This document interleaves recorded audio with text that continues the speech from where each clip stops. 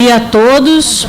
Nós vamos dar início ao nosso evento de hoje, nossa palestra sobre ação de probidade administrativa e mediação. E é um dia de muita alegria para o nosso IAB, porque nós temos aqui um dos principais professores no Brasil sobre direito administrativo, que é o professor Fábio Medina Osório, que até bem pouco tempo atuou na advocacia, como advogado-geral da União, na Advocacia da União, e abrilhantou a nossa representação naquele órgão. O tema é de grande relevância, não propriamente pela mediação, mas pela mudança no direito substantivo que a lei da mediação trouxe nesse aspecto, no aspecto da possibilidade de transação com a administração. A mediação, na verdade, a lei de mediação, em primeiro lugar, ela regulamenta um procedimento a ser adotado, seja judicial ou extrajudicial. Mas essa não é a grande inovação da lei da mediação. A grande inovação da lei da mediação, porque esse procedimento de acordo já poderia ser feito, e a conciliação no processo judicial é um procedimento também já muito antigo no nosso sistema. A grande novidade da lei da mediação consiste nas alterações que ela promoveu no direito administrativo, principalmente. E o tema de hoje, que vai ser certamente com muito brilhantismo exposto pelo professor Fábio Medina Osório, é uma das principais alterações, me parece. Vamos ver a opinião dele. É possível agora fazer uma transação, uma composição com base na lei da mediação em ação de improbidade administrativa? Nós sabemos que há uma regra expressa na lei de improbidade administrativa vedando essa composição. Então, o tema é do maior interesse. Eu, antes de passar a palavra para o nosso palestrante, gostaria de agradecer a presença na mesa do doutor Bruno Pinto de Freitas, que é assessor jurídico da presidência do Tribunal de Contas do Estado do Rio Grande do Sul, que nos honra com a sua presença, e da nossa querida diretora de eventos, Adriana Guimarães. Então, sem roubar mais o tema precioso do nosso palestrante, eu passo a palavra ao doutor Fábio Medina Osório.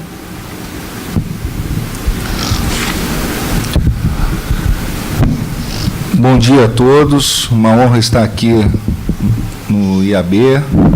Quero agradecer o convite à doutora Ana Basílio, notável jurista, advogada, e realmente uma oportunidade ímpar estar aqui em sua presença, podendo compartilhar com todos vocês algumas breves reflexões sobre um tema tão palpitante nos dias atuais, que é a possibilidade da composição de conflitos nas ações de improbidade administrativa.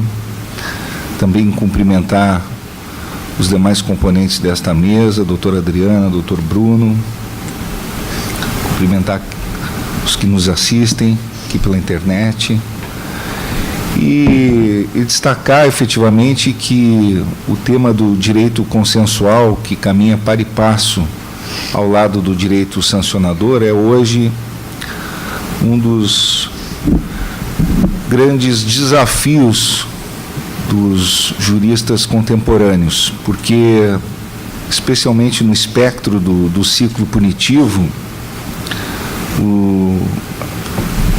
os conflitos se resolvem pelo espaço da composição consensual. E assim o é pela esfera de todas as instâncias e pela perspectiva da integração dessa multiplicidade das instâncias punitivas, seja na instância penal, na instância civil, na instância administrativa, ou seja, a chamada interdependência das instâncias, que é o princípio que vem se sobrepondo ao clássico princípio da independência das instâncias. Ou seja, nós temos no ciclo punitivo o princípio da interdependência das instâncias ganhando maior terreno em detrimento daquele clássico princípio da independência das instâncias. Sem dúvida, o novo Código de Processo Civil positivou os chamados negócios jurídicos processuais, né, através do seu artigo 190, que possibilitou uma flexibilização procedimental voluntária. Em primeiro lugar, esse aspecto devemos chamar a atenção. Ele permite às partes disporem sobre seus direitos, ônus, deveres e faculdades processuais, ou mesmo acordarem acerca do próprio procedimento no que se refere a particularidades do caso concreto. E esses negócios jurídicos processuais podem ser aplicados, inclusive, no que tange às ações de improbidade administrativa, ainda que se trate de direitos que nós designamos tradicionalmente como direitos indisponíveis. Nós temos que levar em linha de consideração que esses direitos indisponíveis, também na esfera penal, hoje, do ponto de vista material, são direitos que admitem, inclusive no plano substantivo, uma certa disponibilidade em termos de consenso.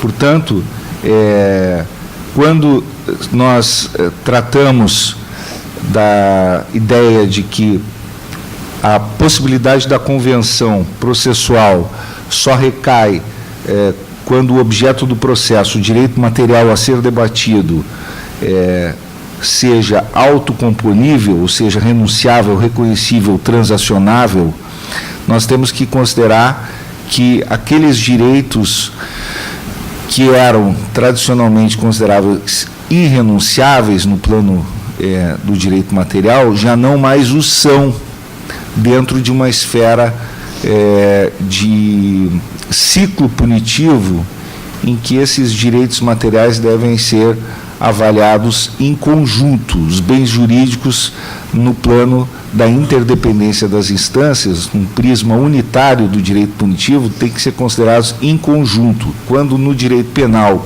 esses bens jurídicos são considerados renunciáveis, são considerados passíveis de transação, bens jurídicos, por exemplo, como os ilícitos em detrimento da administração pública, podem ser renunciáveis, podem ser transacionáveis no âmbito de delações premiadas, no âmbito de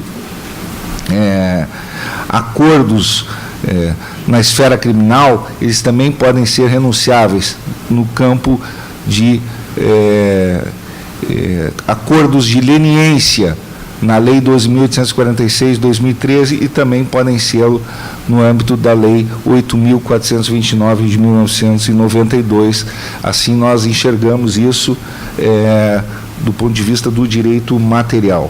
Portanto, quando se sustenta que a disponibilidade do direito material é pressuposto para o negócio jurídico processual, porque não se pode negociar em termos de direitos indisponíveis, a primeira premissa da qual nós partimos é que esses direitos materiais, esse direito material, ele parte de uma concepção de bens jurídicos no plano unitário do direito público sancionador. E esse direito público sancionador sofreu uma alteração substantiva na visão unitária desse direito público, que foi modificado com uma série de transformações no ciclo do direito punitivo, a partir do advento de legislação que introduziu no próprio direito penal essa disponibilidade do direito punitivo no âmbito material. Portanto, não há mais essa indisponibilidade desses bens jurídicos. Haveria uma incoerência muito forte no âmbito estatal se nós considerássemos que haveria disponibilidade em campo penal, ou haveria disponibilidade no campo penal e uma indisponibilidade no campo administrativo.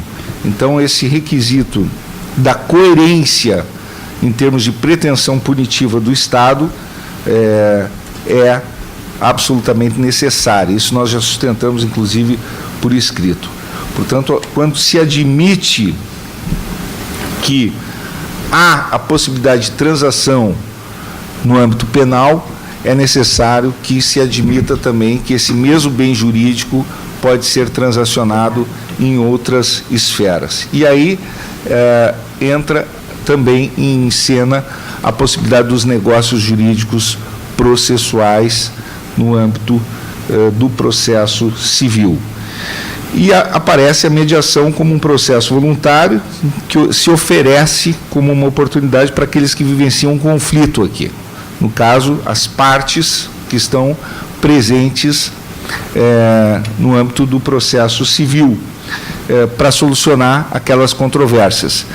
Quando envolve um processo anticorrupção, um processo que busca, em primeiro lugar, a afirmação da pretensão punitiva do Estado, mas também, prima facie, a recuperação de ativos desviados, o princípio estruturante é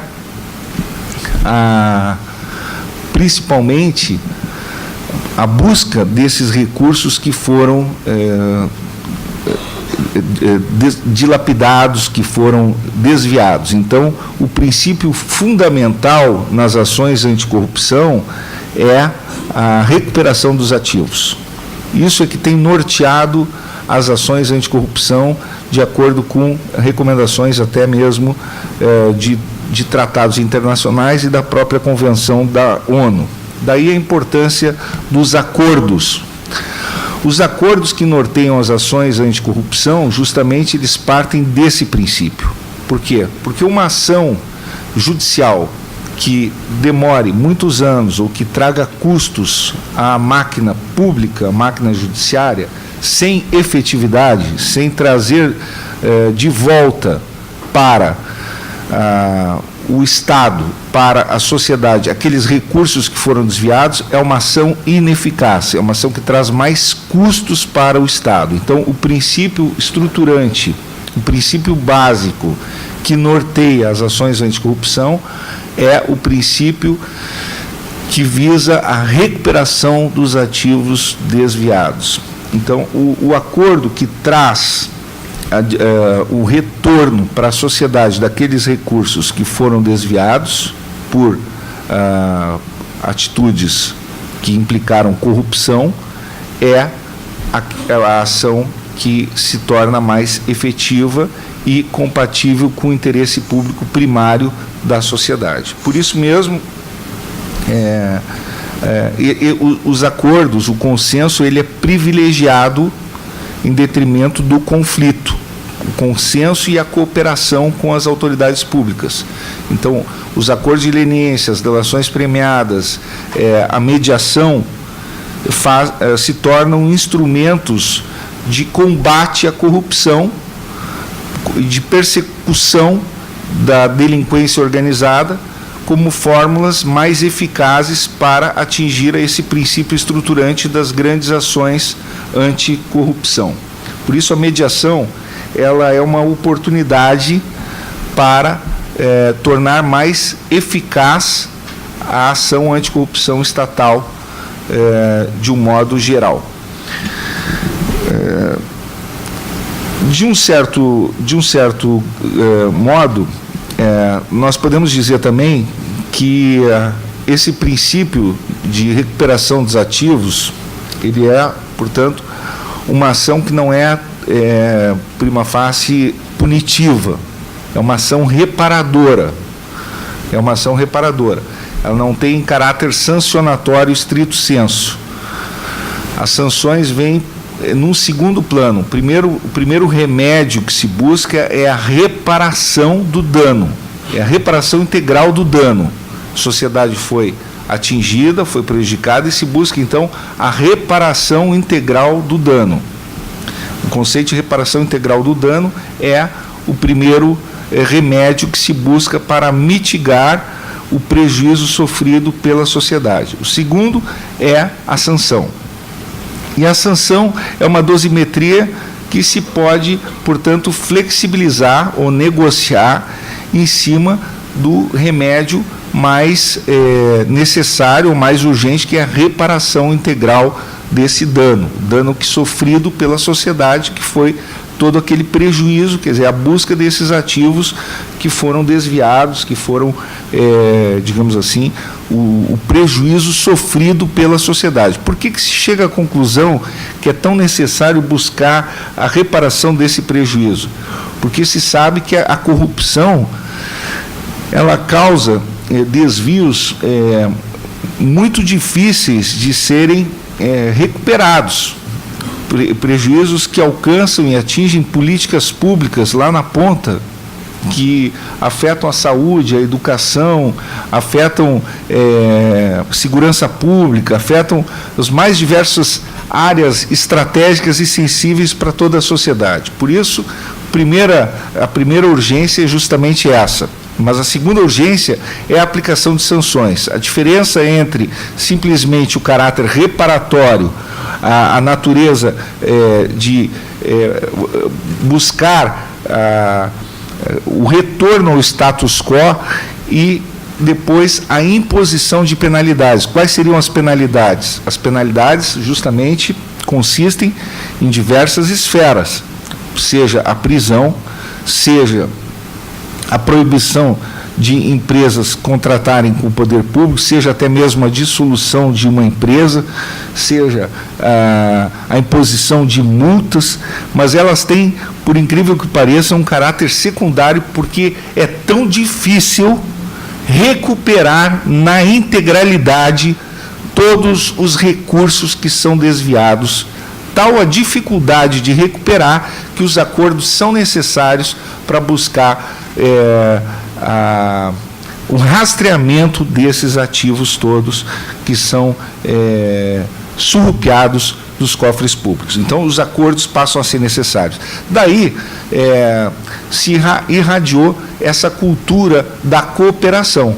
São tantos os atores envolvidos em práticas corruptas, em práticas de improbidade e de corrupção, que se tornou necessário o instrumento da cooperação. Por incrível que pareça, ainda há juristas de renome que falam de modo muito crítico em relação a esses instrumentos que a ONU recomenda, como são os instrumentos da delação premiada, da cooperação, como os acordos de leniência, ou como a colaboração que se faz através dos infratores e do Estado. Recentemente, o jurista argentino Zaffaroni disse que essas espécies de colaboradores seriam psicopatas, porque estão descumprindo a ética da máfia. Vejam que absurdo, como se a máfia tivesse ética, porque é um código criminoso de conduta. Obviamente, isso não é ética, e sim um código antiético de conduta. Um jurista do porte de Zaffaroni dizer algo do gênero. Então, nós estamos, na verdade, introduzindo com essas regras fórmulas para desestabilizar estruturas de crime organizado e que desde a década de 70 vem proliferando em todas as sociedades civilizadas. Portanto, o que acontece aqui? O Código de Processo Civil e a Lei de Mediação, a Lei 13.140 de 2015, efetivamente, permitem essas fórmulas de composição de tal modo que impactam hoje como métodos alternativos para a composição de conflitos a própria Lei 8.429 de 92, assim como a 12.846 de 2013, mas também a legislação criminal como um sistema punitivo, como um direito sancionador que abarca instâncias penal, civil e administrativa, a inter-relação entre as instâncias punitivas. Por quê? Porque são múltiplas instituições que devem atuar de modo integrado. E, assim, é necessário que essas instituições atuem de tal sorte que possa celebrar, elas todas, em conjunto, acordos, e que esses acordos, inclusive, venham a ser celebrados de modo harmônico. Como interpretar, então, a vedação legal expressa e o entendimento doutrinário, ou mesmo a interpretação de que há uma proibição na Lei 8.429 de 92, no artigo 17 da Lei de Improbidade, acerca da proibição de transações, acordos em seu âmbito. Ora, como tem sido aplicada esta lei, por exemplo, na Operação Lava Jato? Ela tem sido aplicada e tem sido interpretada. Há uma diferença, como nós sabemos na teoria do direito, entre a lei, uma lei em abstrato, e a norma. Quer dizer, o texto e a norma. O texto da lei é algo que está proclamado pelo legislador em abstrato. A norma é o que se produz a partir do texto em concreto. Então, esta norma, em realidade, ela hoje é aplicada pela jurisprudência administrativa do Ministério Público, e já começa também a ser aplicada pela jurisprudência dos tribunais, a partir de uma interpretação. A 5ª Câmara do Ministério Público Federal, que é responsável pela revisão dos acordos celebrados pelo Ministério Público Federal, e que tem aplicado isso no caso da Operação Lava Jato, tem entendido que essa 5ª Câmara de Coordenação e Revisão do Ministério Público Federal, ela analisa, no caso, os acordos no âmbito do combate à corrupção e defesa do patrimônio público, analisa todas as homologações dos acordos que tem passado aí na Operação Lava Jato. E ela tem entendido que esta regra já não tem validade tal como ela estava posta diante do advento de outras regras que integram o ciclo do sistema punitivo como um todo. E, portanto, tem admitido acordos em ações de improbidade administrativa. E por que? Como tem funcionado isso no âmbito da Operação Lava Jato?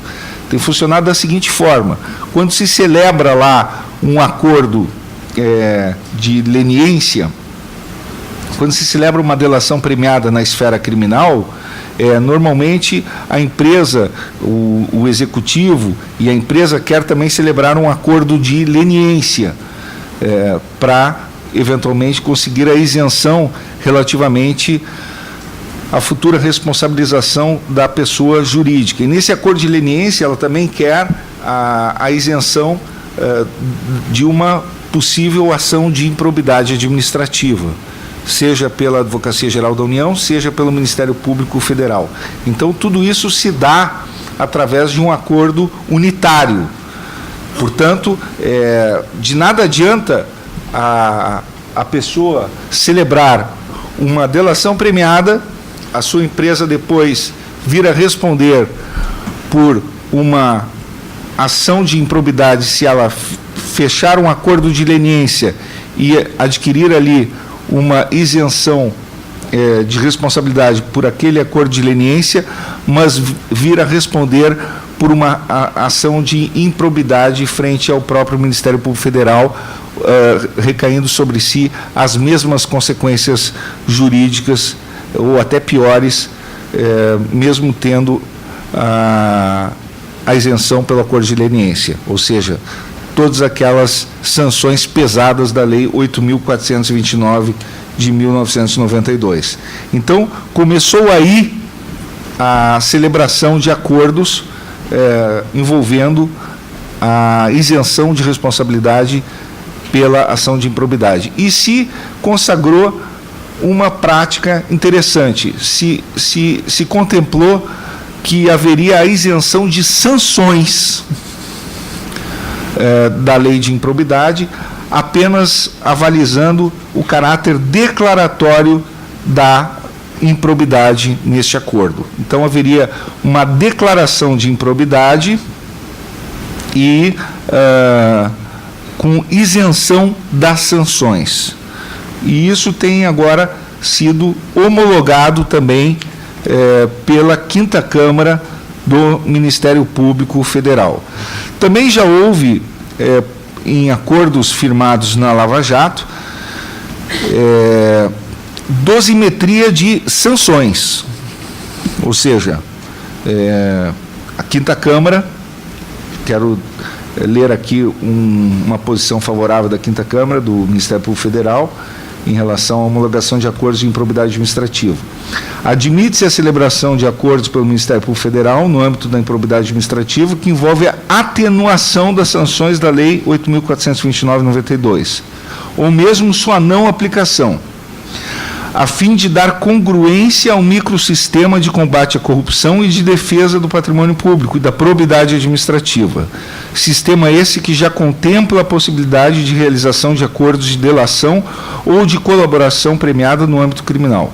Se os acordos podem ser celebrados numa seara, devem poder sê-lo na outra, conforme preconizam, inclusive, as convenções internacionais de que o Brasil é signatário. O acordo de leniência é, antes de mais nada, instrumento de investigação. Quando celebrado, devem ficar evidenciados quais os benefícios para a investigação e em quais esferas de responsabilização devem ocorrer. Na celebração de acordos pelo Ministério Público, seja de colaboração premiada, seja de leniência no âmbito não criminal, de extrema importância que sejam desde logo consideradas todas as esferas de responsabilização para fins de identificação dos ilícitos, seus autores, as provas respectivas, as sanções aplicáveis, não sendo razoável que as negociações em uma esfera se deem independentemente de outra. Pois bem, portanto, nós temos aqui justamente a ideia da unitariedade do ciclo punitivo, ou seja, princípios reitores de um direito público punitivo, quer dizer, a tendência de que os acordos venham a ser celebrados de um modo unitário, como nós temos dito, já sustentamos desde há algum tempo, a tendência de que um direito público punitivo presida justamente esse ciclo de um modo mais unitário, quer dizer, e é uma força-tarefa mais ampla, quer dizer, uma investigação, ela tende a ser feita com vários atores em conjunto, vários atores atuando dentro de uma mesma investigação e desta investigação irradiando vários efeitos com atribuições diversas, quer dizer, podendo de uma mesma investigação irradiar várias consequências jurídicas. Por exemplo, daquela investigação, vários atores especializados, podendo dela gerar consequências para o âmbito da ação de improbidade, para a ação criminal, para uma ação antitruste, para, enfim, outras esferas.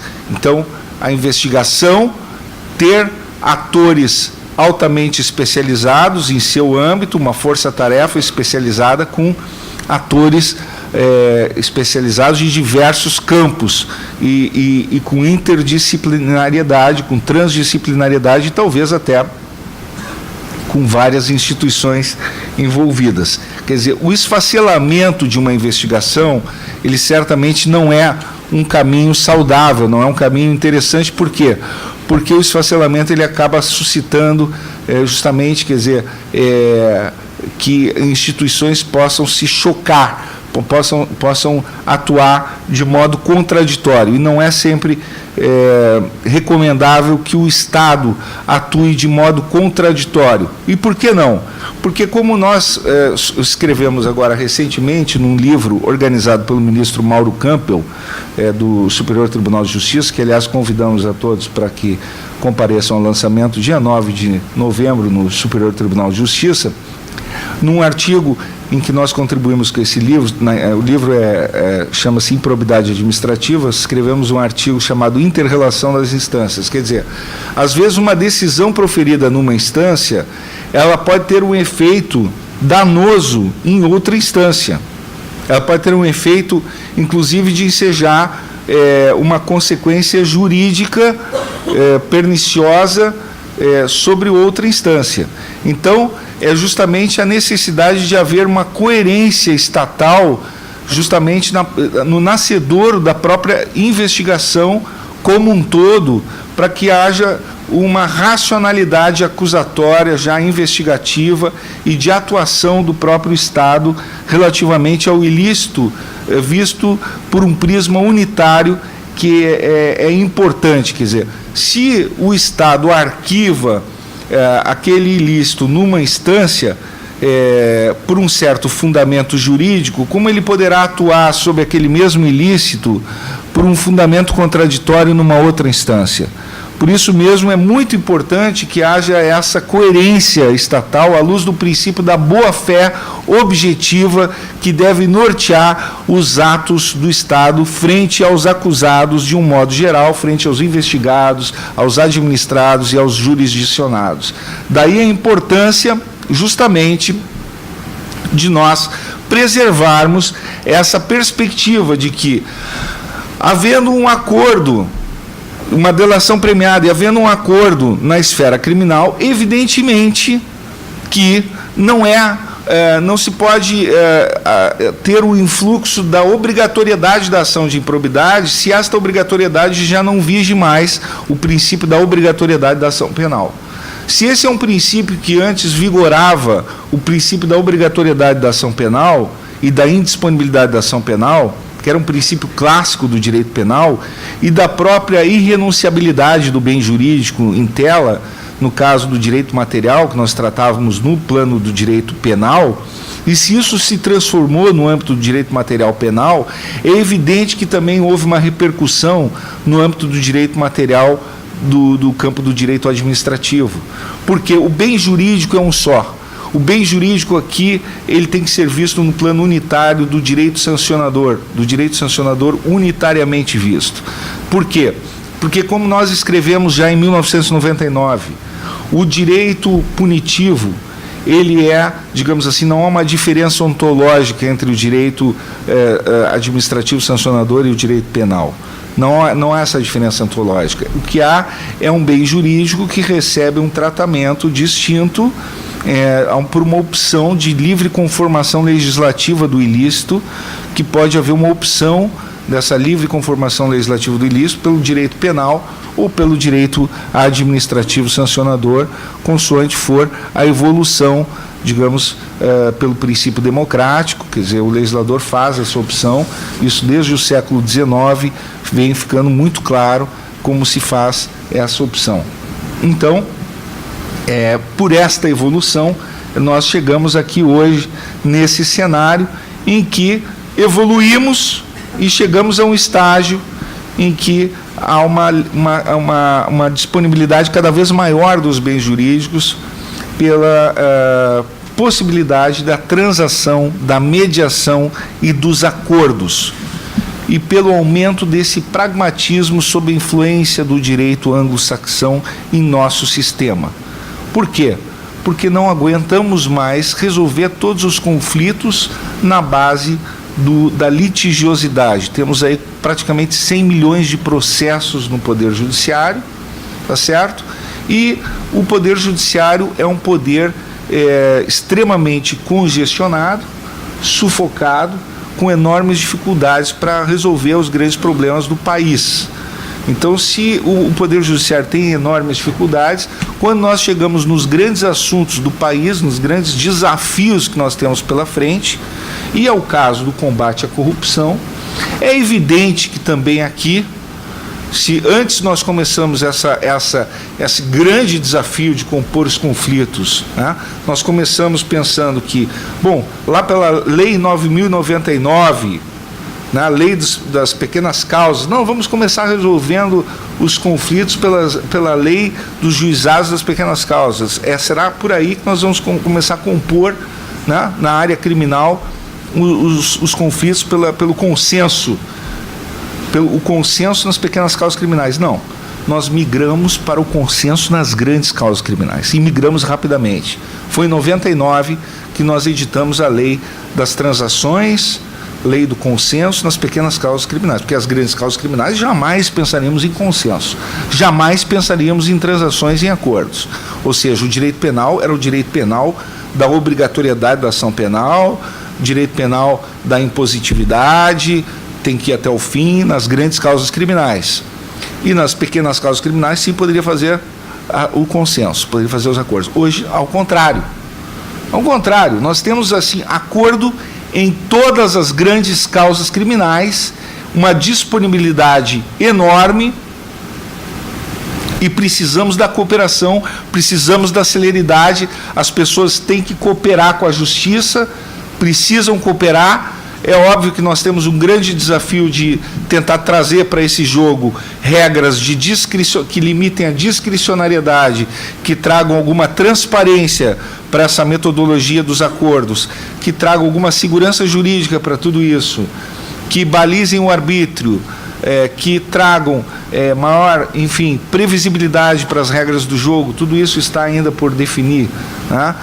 Que evitem que eventualmente nós possamos ter um campo dominado por uma corrupção ideológica que eventualmente possa contaminar tudo isso, mas que inevitavelmente o combate à corrupção está marcado por uma ideia de cooperação ininterrupta de infratores, tá certo? Por uma ideia de velocidade, por uma ideia de um princípio estruturante de recuperação de ativos, tá? E fundamentalmente por integração de instâncias. Agora, tudo isso faz com que essas ações de improbidade hoje devam ser ações que certamente não possam ser banalizadas, que devam ser ações que devem ser permeadas por acordos massivos, ações que não podem ter um custo-benefício trivial, porque as ações custam muito caro ao contribuinte, eu não tenho dúvida disso, e nós temos aí uma quantidade enorme de ações tramitando, e que às vezes você bota na ponta do lápis uma ação judicial e ela custa mais caro ao contribuinte em termos de tramitação do que aquilo que se está buscando recuperar em juízo, o que é um absurdo. Se você olhar os norte-americanos, eles não fazem essa avaliação. Você vai ver quanto que está se cobrando numa ação, o custo daquela ação é mais caro do que o que está se cobrando na ação. Então isso aí também eu acho que tem que ser repensado. E principalmente nós temos então que fazer um grande mutirão, eu acho que no país, em busca justamente de uma maior racionalidade da máquina. Quer dizer, hoje o Brasil, e eu na minha passagem pela AGU, eu também procurei, deixei uma semente lá, deixei um decreto na mão do presidente justamente para poder regulamentar os acordos de um modo geral, quer dizer, para fazer acordos em processos, e acho que o maior desafio hoje no Brasil justamente é esse, doutora Ana Basílio, porque um país que tem quase 100 milhões de processos, 30% desses processos são da União Federal.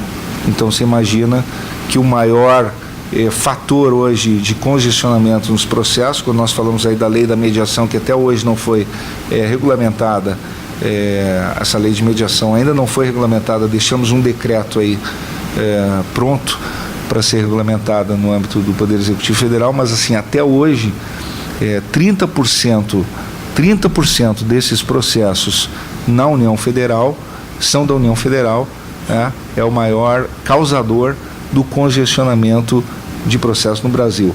Eu diria que, em matéria de ações de improbidade administrativa, o grande caminho é, sem dúvida, a celebração de acordos, porque eu acredito muito na cooperação de investigados e acusados como forma de combater a impunidade no país. E eu acredito que a Operação Lava Jato tem sido um grande sucesso, justamente pela maneira como o Ministério Público Federal vem contraindo, vem trazendo os infratores para cooperar com essas investigações. Acredito que esse tem sido o grande êxito que a instituição tem obtido, e a Polícia Federal também, justamente na forma como tem angariado o apoio desses investigados, dos infratores, para adesão a uma nova tábua de valores, né? Saindo daquela contracultura da corrupção e aderindo e trazendo uma cooperação efetiva para essas investigações, de modo que não seria razoável supor que esse artigo 17 da Lei 8.429/92 estaria ainda válido com essa leitura literal de proibição de acordos e transações. É evidente que a lei de improbidade tem que ser interpretada também como uma lei que estimule os acordos, a cooperação de investigados e de infratores, para que ela também possa atender esse reclamo de recuperação de ativos e de reparação integral do dano. Eram essas aí as minhas breves reflexões que eu tinha a aportar aqui nessa manhã, e eu fico naturalmente à disposição para qualquer questionamento. Muito obrigado.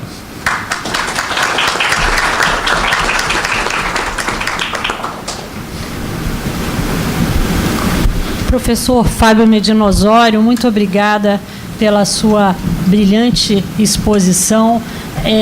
Nós precisamos enfatizar aqui o seu período na Advocacia Geral da União, e foi um período bastante produtivo na celebração e negociação de acordos de leniência, e podemos afirmar que o professor é, sem dúvida nenhuma, uma das maiores autoridades no país com relação ao assunto. Como nós constatamos na palestra do professor Fábio, há uma mudança de paradigma no nosso direito administrativo.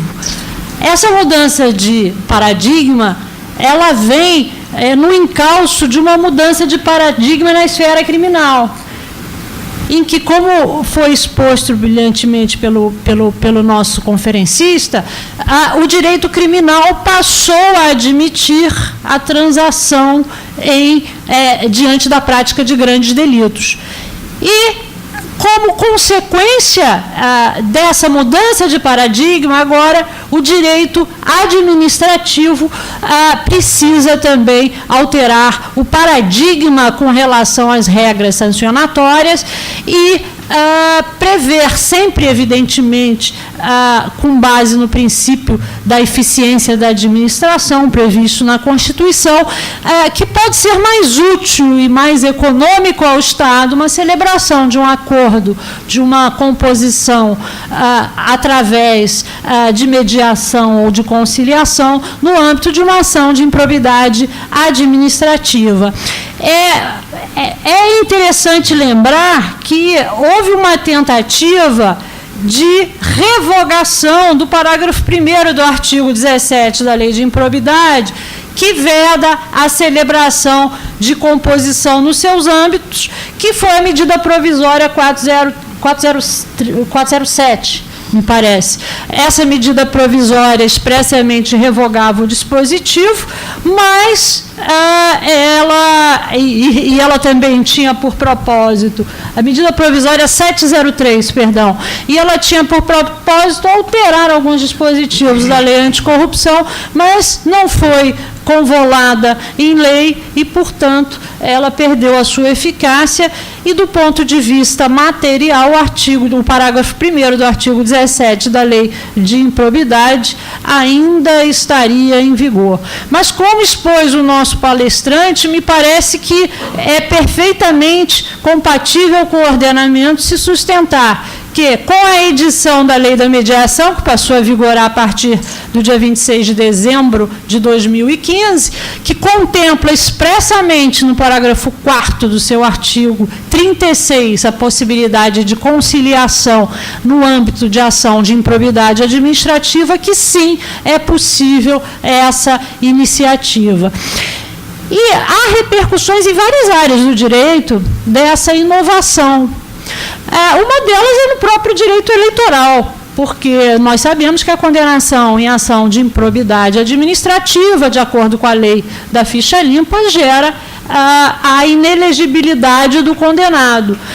Entretanto, aquele que, em prol, evidentemente, do interesse do Estado, fez um acordo vantajoso para o Estado numa ação de improbidade, ele, ao ter minimizadas ou excluídas as sanções previstas na Lei de Improbidade Administrativa, poderá continuar a ser elegível, se excluídas as sanções, ou apenas impostas sanções patrimoniais sem perdas de direitos políticos. Então, pode sim interessar ao Estado um acordo em ação de improbidade. É mais barato ao Estado fazer um acordo do que levar a ação até o final. O Estado poderá recuperar mais recursos por meio desse acordo, poderá desbaratar outros crimes correlacionados àquele através de um acordo com o agente que o praticou. Então, me parece que podemos afirmar aqui, com a valiosa base doutrinária do nosso palestrante, que estamos numa nova era nas ações de improbidade administrativa. E, nesse contexto, o Código de Processo Civil, inclusive com a sua audiência inicial de mediação e conciliação, pode sim ser adotado pelos juízes perante os quais estiverem em curso ações de improbidade. O juiz poderá, evidentemente que a composição terá que contar com a participação do Ministério Público e com a própria posterior homologação judicial, como exige o artigo 36 da Lei da Mediação. Mas poderá o juiz, com o novo rito previsto no novo Código de Processo Civil, chamar a requerimento de uma das partes, ou até mesmo de ofício, essa audiência de mediação ou de conciliação, com o propósito, sim, de dar maior efetividade ao próprio interesse público, que pode, em determinados casos, estar associado à composição. Então, nós estamos numa nova era do direito administrativo, nós saímos da era simplesmente sancionatória, simplesmente punitiva, para ter uma perspectiva mais inteligente e mais eficiente, assim como ocorreu na esfera criminal com a delação premiada, que permite a investigação, e todos nós temos absoluta certeza disso, que permite a apuração muito mais consistente dos fatos. Então, precisamos, no âmbito civil, no âmbito dos prejuízos pecuniários do Estado, incentivar e promover a conciliação através de mediação ou através de outros meios adequados de composição de litígio, também nas ações de improbidade administrativa e, por que não, também, evidentemente, das ações populares, porque estão estruturadas para a defesa dos mesmos interesses ou interesses da mesma natureza da sociedade.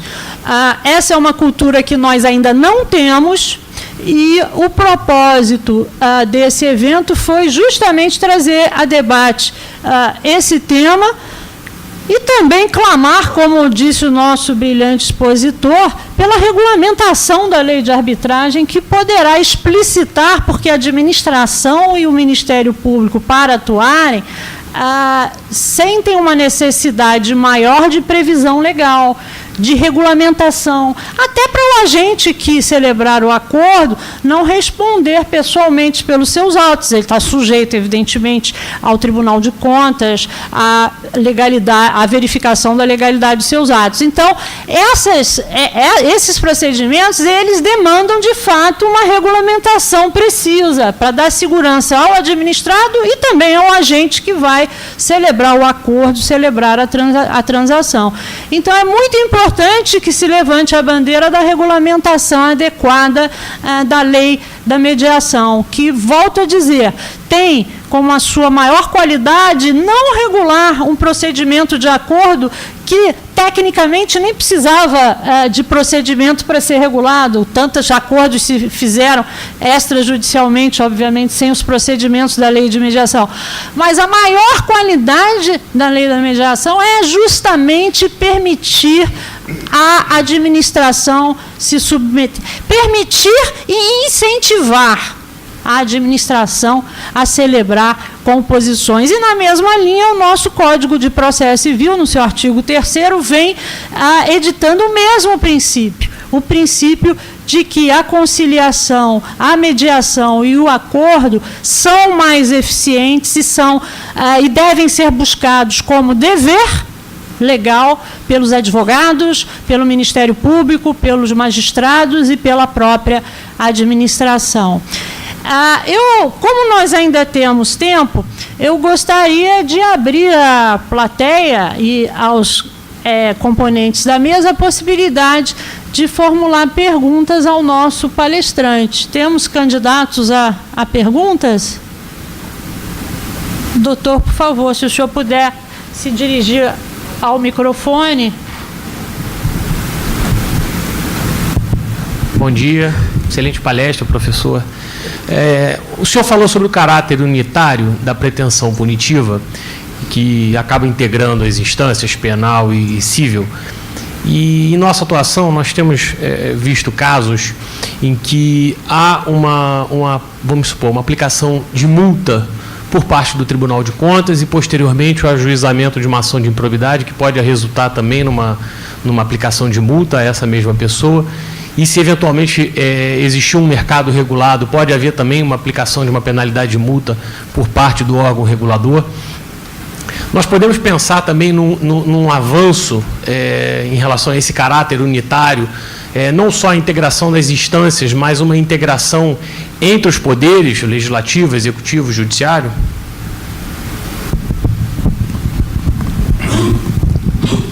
Satisfação, colega Péricles.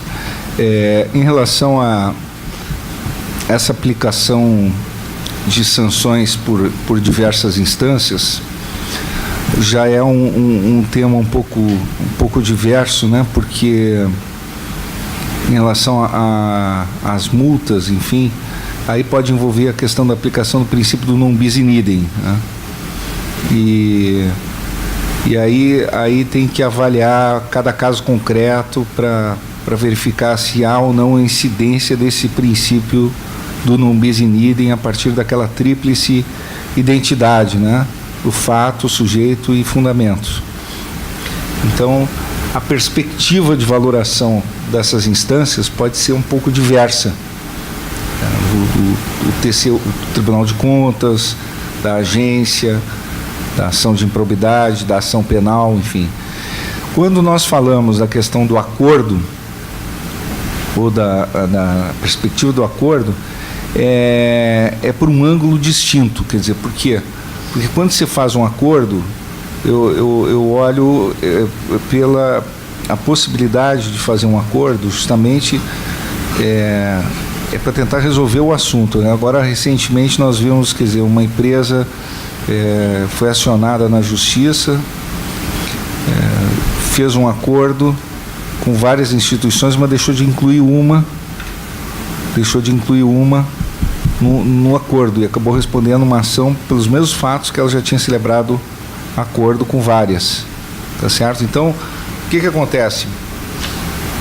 que nós estamos dizendo o que nós vínhamos falando aqui, é a possibilidade de ter uma ação coerente relativamente à questão da disponibilidade dos direitos, dos bens jurídicos que estão sendo revolvidos aí, quer dizer, dentro da pretensão punitiva do Estado, tá certo? Mas eu não estou dizendo que o Estado não possa atuar sobre aqueles fatos através das suas múltiplas instituições. Não estou dizendo isso. O Estado pode atuar. Ele tem a ação antitruste, ele tem a ação de improbidade, ele tem a ação penal, ele tem a ação do Tribunal de Contas, ele tem a ação da agência reguladora, ele tem diversas ações.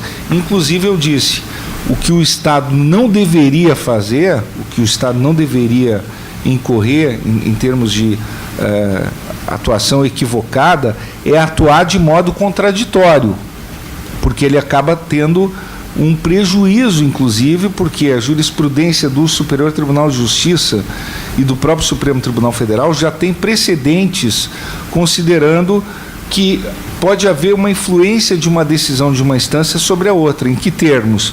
Quer dizer, há um precedente aí, ou há vários precedentes, num caso aí do mercado financeiro, em que um sujeito for acusado penalmente por um ilícito contra o sistema financeiro nacional e foi acusado também num processo administrativo sancionador, tá, simultaneamente. No processo administrativo sancionador, ele veio a ser acusado e foi tudo arquivado no processo administrativo sancionador. E no processo penal, a acusação se baseou exclusivamente na representação do Banco Central, ou seja, a denúncia criminal simplesmente transcreveu a representação do Banco Central que instaurou o processo administrativo sancionador. A denúncia foi só isso.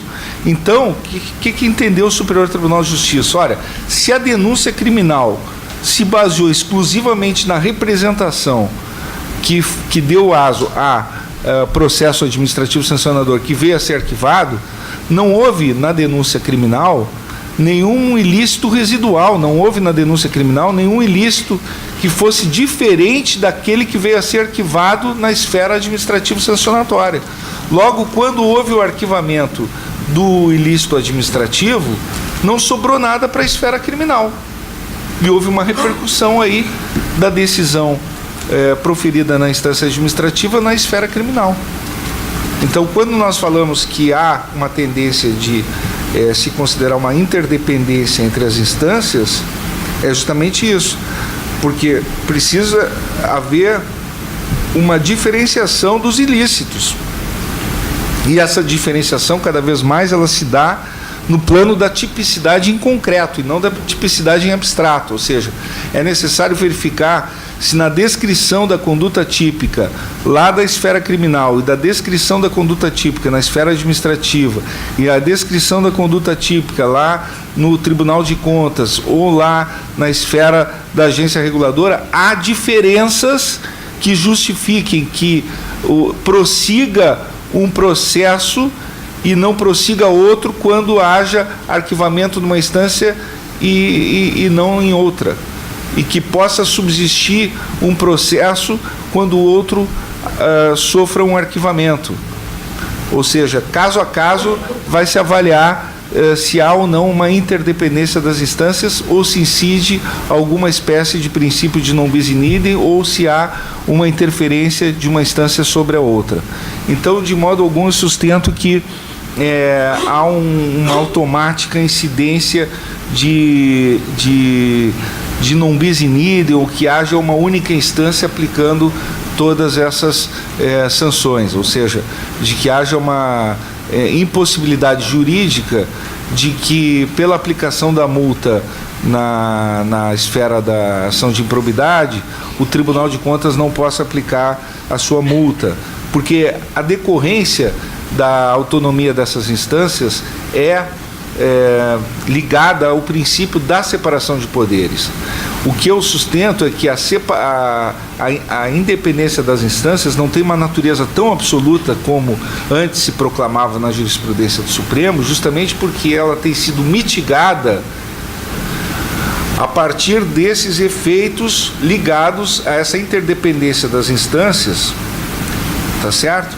Que vem a jurisprudência matizando. Por que a jurisprudência vem matizando? Pela, justamente, teoria da tipicidade em concreto, ou pela teoria do princípio do non bis in idem, que se conecta ao princípio da proporcionalidade na aplicação das penas, tá certo? Mas não que não exista um princípio da independência das instâncias. O princípio da interdependência, digamos, ele é um matiz, ele matiza, ele mitiga o princípio da independência das instâncias, mas a independência das instâncias existe como um princípio, como um subprincípio da separação de poderes. Quer dizer, você tem a autonomia das instâncias, a separação de poderes, cada instituição tem a sua possibilidade de atuar. Eu lhe dou um exemplo. A questão, por exemplo, das ações de improbidade, tá certo? O Ministério Público Federal tem a sua autonomia para ajuizar a ação de improbidade, mas veja só, várias outras entidades são colegitimadas para ajuizar a ação de improbidade. Então, se você é advogado de uma empresa, você tem que tomar muito cuidado ao celebrar um acordo de leniência ou celebrar um acordo de uma ação de improbidade. Como você encara um acordo de uma ação de improbidade se você tem outros colegitimados nessa ação? Como você faz esse acordo? Quais são os efeitos de um acordo quando você celebra um acordo apenas com um colegitimado e não com outros? Quem tem a titularidade dessa ação? Quais os efeitos de um acordo com um colegitimado e não com outro?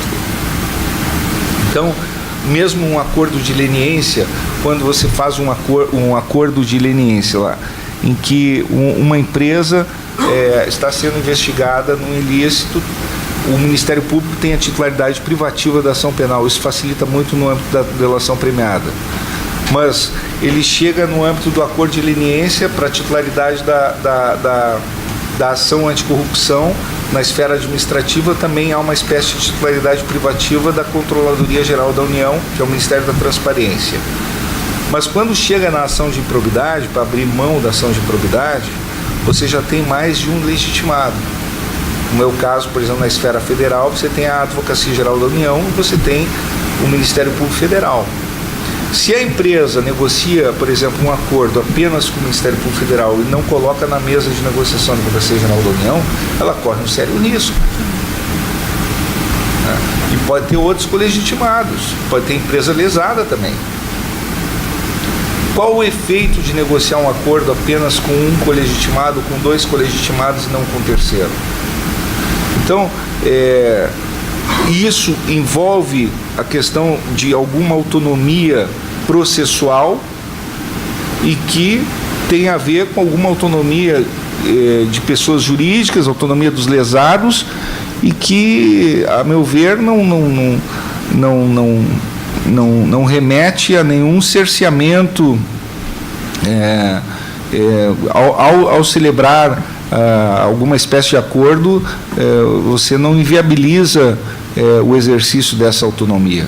Então é o mesmo problema quando se fala na imposição de uma penalidade. A imposição da penalidade por uma instituição não esgota a autonomia de outra instituição.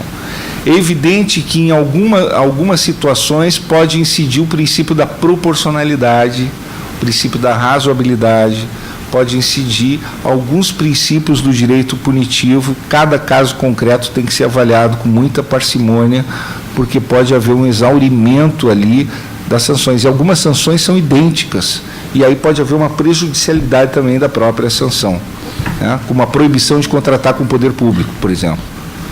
Você pode aplicar essa sanção pelo TCU, e essa sanção pode ter sido aplicada também pelo próprio Poder Judiciário. Elas podem incidir simultaneamente. Então, é evidente que, em alguns casos, pode haver uma prejudicialidade em relação às próprias sanções. A nossa querida diretora de eventos, Adriana Guimarães, também fará uma pergunta ao nosso palestrante. Antes de mais nada, obrigada pela sua maravilhosa palestra, seus esclarecimentos. Eu não tenho dúvida, como o senhor salientou, doutor Fábio, que as novas normas são extremamente positivas e tornaram mais célere a reparação do dano causado ao patrimônio público. Eu faço uma pequena indagação. Por outro lado, essa reparação integral do dano, ela não esbarra num limitador, aquele limitador do artigo 841 do Código Civil, que limita esse acordo aos direitos patrimoniais de caráter privado, deixando os não patrimoniais e os públicos? E como resolver essa questão também?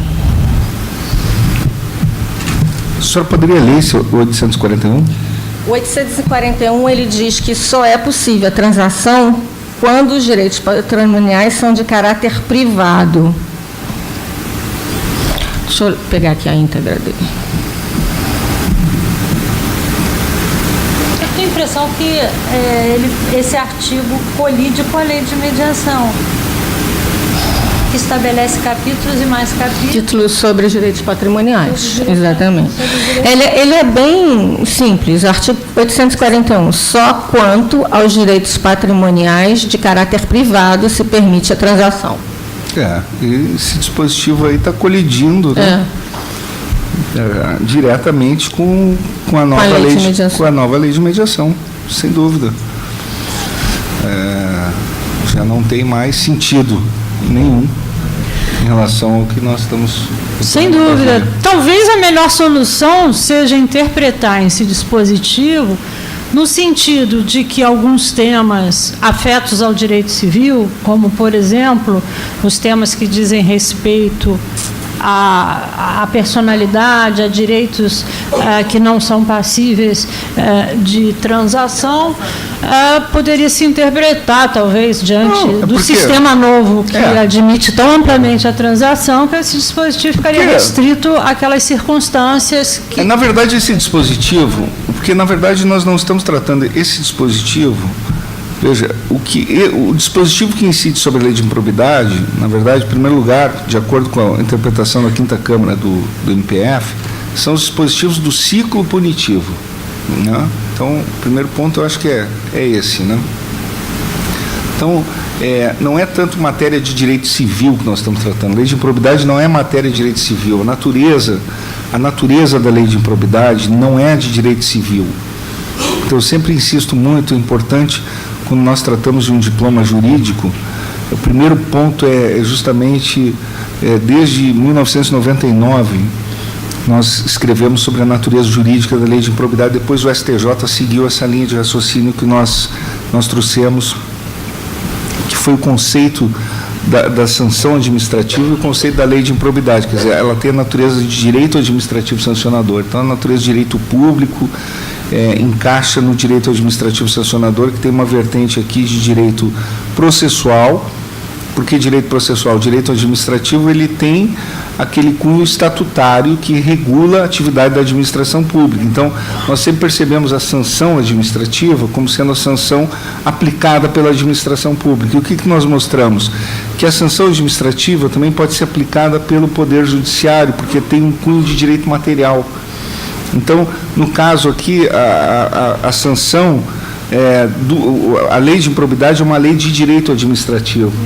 Os ilícitos são definidos pelo direito administrativo e a sanção também pelo direito administrativo. Da mesma forma, a lei anticorrupção, a 12.846, também é de direito administrativo e as sanções também são de direito administrativo. Então, ela não é de natureza de direito civil. Ela fala lá em responsabilidade civil quando trata do ressarcimento ao erário, da responsabilidade civil, da restituição ao status quo. Mas então, nesse caso, a parte sancionatória, toda ela é direito administrativo sancionador, é sanção. Então, ela trata do ciclo punitivo. Então, toda essa parte aí, a 5ª Câmara mesmo, ela estabeleceu bem, quer dizer, não trata de transação nesses moldes aí, né? E quando trata de responsabilidade civil, que é patrimonial, é disponível mesmo. Aí é responsabilidade civil mesmo. Aí eu acho que cai até inclusive ali. na questão do dispositivo não mudou mesmo, né? Quer dizer, é patrimonial, é direito patrimonial, porque é civil, continua no mesmo âmago, porque patrimonial é disponível, sempre foi disponível, é patrimonial, enfim, né? Então, e o que é sancionatório está fora desse dispositivo. Sim, direito público, ele está lá no ciclo punitivo, então tem aquela aplicação analógica também, que é um detalhe importante. O direito administrativo sancionador, no plano do direito penal, do plano de direito material, ele tem uma aplicação por analogia com o direito penal. Isso a Quinta Câmara não falou, mas isso é uma construção que nós também trouxemos para o Brasil. O direito administrativo sancionador, ele aplica por analogia os princípios e as regras do direito penal ao direito administrativo sancionador. Então, o que acontece? Como essa construção veio do direito penal, já se fez todos os acordos, tudo isso está sendo feito no direito penal, delação premiada, etc., tudo isso se aplica também para a ação de improbidade. Sim. E mais, como já também se faz nos acordos de leniência, na lei anticorrupção, etc., toda essa construção é aplicável para a lei de improbidade. O que seria completamente antissistêmico você não fazer na lei de improbidade. Você faz acordo de leniência na lei de corrupção, você faz a delação premiada em ilícitos muito mais graves do que aqueles da lei de improbidade. Sim. Entendeu? Você vai deixar de fazer na lei de improbidade? Como assim? Não faria o menor sentido, entendeu? Então, você tem que fazer também na lei de improbidade para ter um sentido sistêmico, e você tem fundamentos para isso. Você tem fundamentos completos. Tanto é que tem regulação já para isso, né? Tem regulação em vários ministérios públicos. O Ministério Público do Rio Grande do Sul já regulou isso em provimento, né? O Ministério Público Federal está fazendo isso. Então, a chamada jurisprudência administrativa dos ministérios públicos. Você vai encerrando, né? Você pode ter várias soluções para isso, né? A jurisprudência como fonte do direito. A jurisprudência é fonte do direito. Então, a lei... o texto ele fica morto no tempo ali, não precisa um outro legislador chegar e dizer que está morta aquela.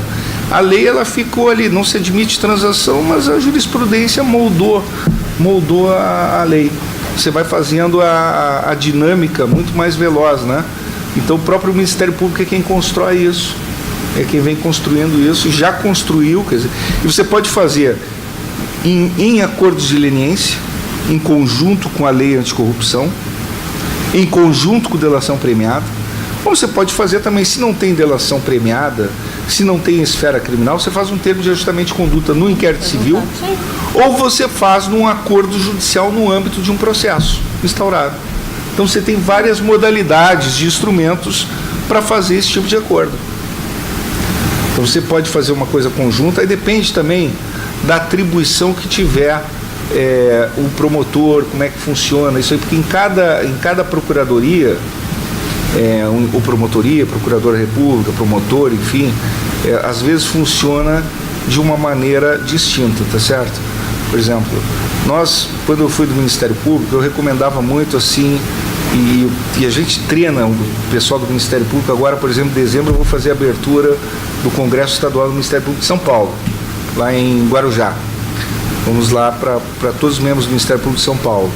Então nós vamos lá, e no Rio Grande do Sul eu dizia para o pessoal o seguinte: quem tem atribuição, por exemplo, criminal, crime organizado, crime contra a administração pública, já devia ter atribuição no combate à improbidade administrativa.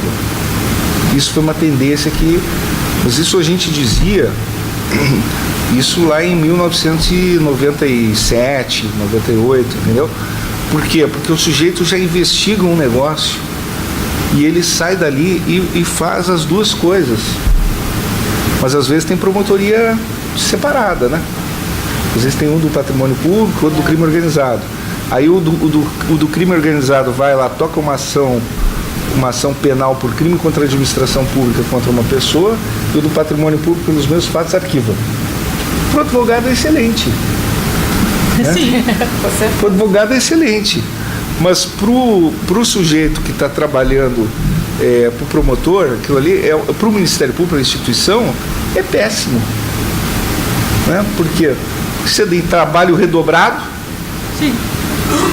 Pensa bem, trabalho redobrado, são duas pessoas fazendo aquele mesmo trabalho e ainda de modo contraditório, sob a égide do tal do promotor natural. Em vez de um só fazer o mesmo trabalho e fazer de modo coerente, né?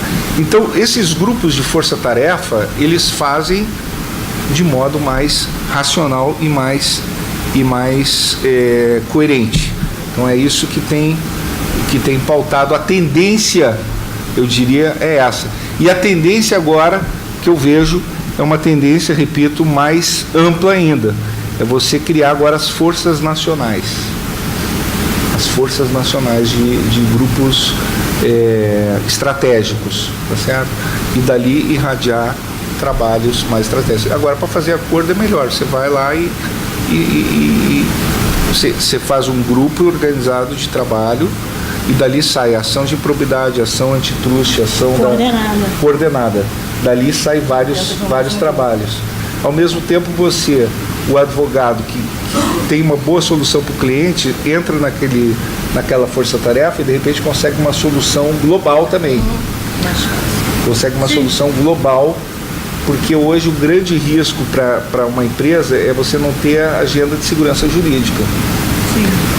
Você vai lá e soluciona com uma ponta e continua com 10 pontas soltas, sofrendo 10 processos. Soluciona com um acordo e continua sofrendo outros 9, com um cenário de insegurança jurídica terrível no país, né? Que é a multiplicidade. Outro dia estávamos contando aí com mais ou menos quantas instituições de controle você tem: Banco Central, Receita Federal, COAF, CAD, AGU, Ministério Público, as agências, quer dizer, então um mesmo ilícito, ele gera mais ou menos umas 10 instituições em cima do sujeito. Sim. Em termos de controle, tá certo?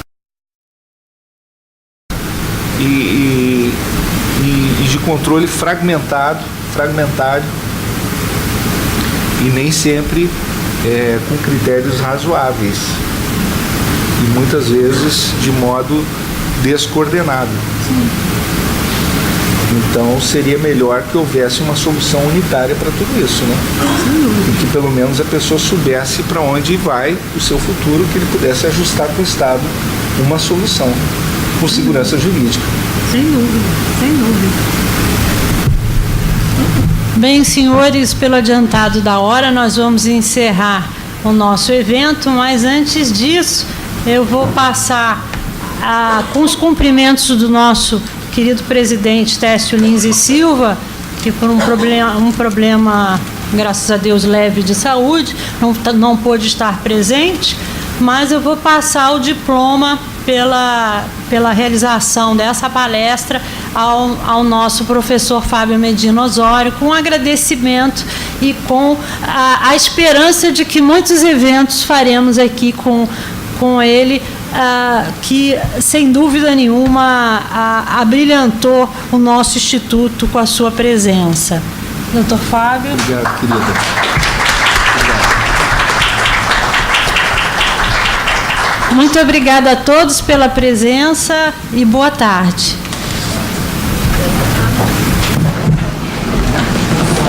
Que bonito, hein? Bacana, bonita, né? Muito, querida. Vou fazer um quadrinho. Vou fazer um quadrinho disso. Muito bacana.